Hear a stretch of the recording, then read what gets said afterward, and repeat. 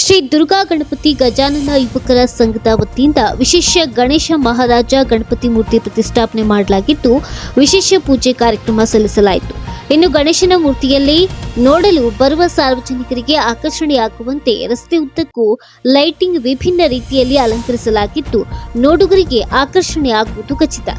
ಇನ್ನು ದಿನಾಂಕ 24ರಂದು ಭಾನುವಾರ ಮಧ್ಯಾಹ್ನ ಅನ್ನ ಸಂತರ್ಪಣೆ ಕಾರ್ಯಕ್ರಮ ಕೂಡ ಹಮ್ಮಿಕೊಳ್ಳಲಾಗಿದೆ ಎಂದು ಶ್ರೀ ದುರ್ಗಾ ಗಣಪತಿ ಗಜಾನನ ಯುವಕರ ಸಂಘದ ಸದಸ್ಯರು ತಿಳಿಸಿದರು.